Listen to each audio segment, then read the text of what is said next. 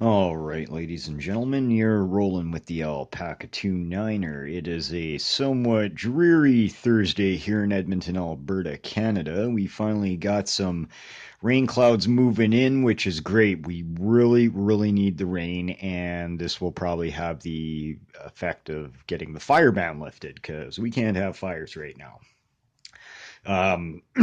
That being said, and moving right along, I thought I'd do a bit of a D-Day special, kind of tying things in with other, recent activities, things that we've been doing. And I've got some new locks to show you today. Well, new to me locks, anyways. And a couple of projects. So, yeah, D-Day, however many years ago, I'm pretty sure it was in excess of 60, probably creeping up towards 70 years ago. A bunch of fellas jumped in boats and invaded the coast of France, which would ultimately spell the end of occupation in Western Germany by the Nazis. My late grandfather, Wayne Arnold, was such a person that hopped into a boat and landed on the beaches at Corsay-sur-Mer in France on this day. Now, I have here a lovely, very old patch. This is the crest of the Canadian Scottish Regiment. This is the unit that Grandad fought with, uh, during the war there. And I don't think this crest ever saw a uniform, but this is beautifully embroidered and has some pretty fancy beadwork in it. Um, if I were to guess, I don't even know that this was made by a machine. This patch may actually have been crafted by hand. Although there is a possibility it was machine made. In any case, it is a very, very beautiful patch. Just to touch it and feel the relief, because this isn't just a flat patch with some embroidery. This thing's actually got some topography to it. So here I'll kind of tilt it so you can see just how much relief or texture that this patch really has. So in this thing, was kept by my grandfather until sometime after he passed away, and through a combination of circumstances, etc., it ended up in my care. So, and I really like this patch. It's a very, very beautifully made patch. And I can't remember where I got this, but this is a cap badge, the crest for the Canadian Scottish Regiment. Canadian Scottish Regiment's kind of based out of Vancouver Island, I believe, and that's consistent with where Grandad was living at the time. And interestingly enough, and Granddad would always tell the his grandsons about stuff that he did in the war if he asked, but he never ever talked about it to women. Hey? He was very very old school that way. But in my conversations with him, I or he told me that he was not a first wave lander. He wasn't the first wave of guys that faced this murderous machine gun fire, et cetera, et cetera. No, he landed in the second or third wave, and he said that by the time he landed in the early afternoon, just after lunch hour, that the beach was pretty much cleared up, and that he spent most of his first day in France helping to clear the roads in Corsay-sur-Mer of entrapments and debris, etc., so that they could get Canadian armor off of the beach and through town and towards the city of Caen. it wasn't until his second day when he saw action in and around the city of Caen, and the fighting really began in earnest. But he said his first day in France was actually pretty mundane. It was just like a regular work day. There wasn't even an abundance of shooting going on in the town, but he said he could definitely hear the thunder of big guns off in the distance, and the sound of the general sound of fighting occurring, and it was very ominous. And maybe someday I will relate some of his stories about what happened at the town of Falaise and the Falaise Gap, and some of the really wild and crazy things he did while he was in there. So enough with that stuff. We'll put that off to the side. And so Badger and I went and did a lock talk yesterday with a class of kids. We're talking like 10-year-olds. So what, like grade three? It was all right. A majority of the kids were very interested in what we had to say. There were a couple of, and you get them in every crowd, and you got to remember they're friggin' kids, man. Kids are crazy and wild creatures at the best of times. I've learned this. And so, you get a couple of kids that are a little goofy. You get ones that interrupt. There was a couple of kids that, for whatever reason, decided now was a good time to freak out and start crying. So, I mean, like, it's a class of kids, but we did have our talk. The kids got to see some neat locks that they otherwise would not normally encounter. We even had some stations set up afterwards. We had one with Badger, where Badger would kind of give them an introduction to the basics of pinning a lock. And I had a little station over a little table there, and I would give them an introduction to lock picking. And oddly enough, I was actually able to get a couple of kids successfully pick a lock. I think we had four that successfully picked a lock after a few tries. So that was actually pretty cool. And the kids that did successfully pick a lock were just all aces about it, right? So I'm sure they'll be telling their friends and relatives and stuff for many weeks to come about how they picked a lock. So that actually, the whole thing overall went out down pretty good. But I mean, like, I'm not really a person who likes crowded situations and stuff. And it was a little crowded in the classroom, just with a lot of people there to see what we were there to talk about and everything like that. And I can only do it for so long before I'm drained. I need some alone time to recharge and just get the hell away from people. So it was a bit taxing. That being said, I would do this again in a heartbeat, and the opportunity may be there because as we were leaving, we got waylaid by another teacher who had kind of stopped in to, check out and see what was going on.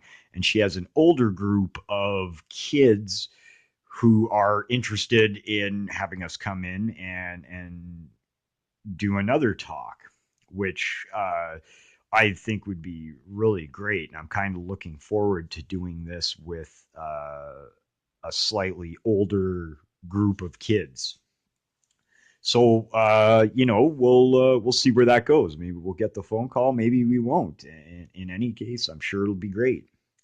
So uh, subsequent to yesterday, as we were gearing down, I had to go over to the Badgers, and I received a lovely new to me toolbox. It's actually an antique one. I don't have it in the house right now, so I can't show it to you, but I will tell you about it anyways.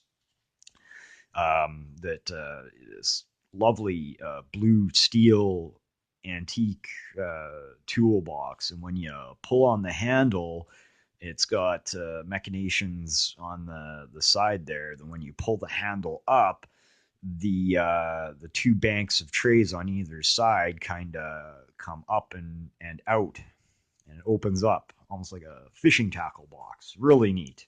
And when you push the handle down, of course, everything folds in back in on itself. Really neat stuff.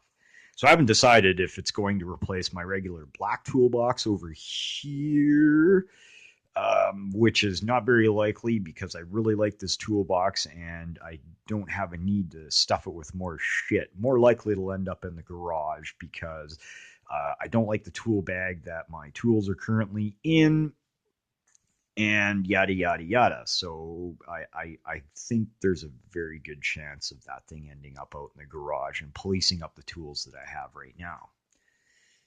Hold on, we're going to take a minute here so I can chug some coffee. Right, so moving along with stuff that we got as a result, one thing we were going to try and show off was this old Yale. This is an old Yale cylinder. And this one has been cut away somewhat crudely, but it does work. It's been beat up a little tiny bit, hasn't been used in a long time. So we were unable to use this because we were not able to service it in time for our little lock talk. So Badger has passed this on to me, and one of my projects this week is to kind of pretty this thing up a little bit and get it back to working orders so that we can use it in a lock talk. So this will be a nice project. I have a funny feeling I might end up replacing this key. This key is so old and worn. Yeah, but it might still work. It might still work. So yeah, I got all the guts of the lock right in here. And yeah, we even have a cutaway in the core too. See, it's been fluted, so you can actually see the pins traveling up and down in the core while the lock is being operated. So this will be a really nice project for maybe the next day or two because, well, it's raining pretty good out there, and I think I'm going to be stuck indoors for a day or two. So yeah, we'll put that on the project list, and we'll make that beautiful again. We got here a lovely old Corbin cylinder. I think this this one's missing the clip at the back, and this key does not operate the lock, so we're going to need a pick and a rekey here. And does this have Corbin? Does this have the ball bearing in it? Yep, we have ball bearings in 1, 2. Probably has ball bearings in all five chambers. I can only see the first 2 though, but this is definitely consistent with a lot of Corbin locks of this era.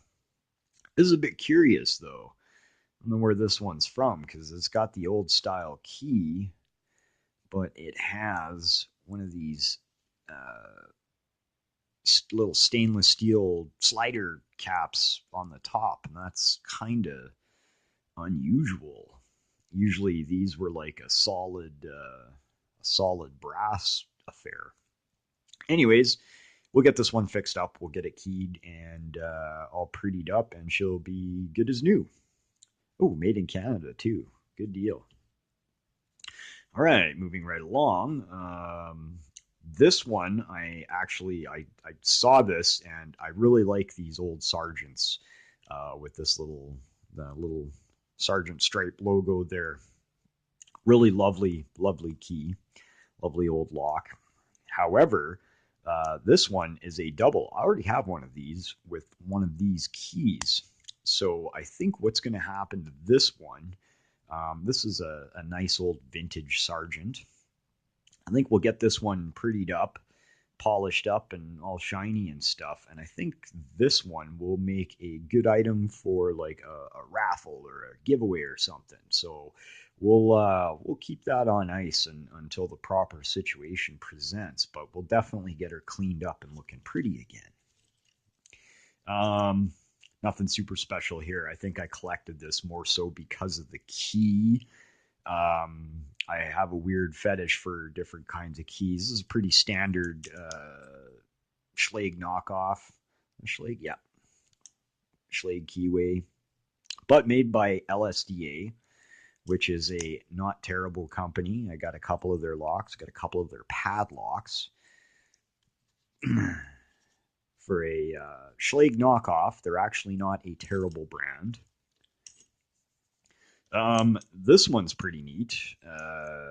This is an old Canada Post lock.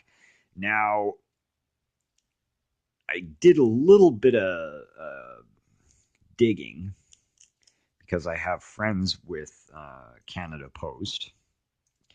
Now, I'm thinking that this lock is a little on the vintage side, but not too vintage. I happen to know that after 1992, they largely did away with these brassy keys and they went over to like a stainless steel key that is actually less robust. As for a while, there was a lot of these keys being broken.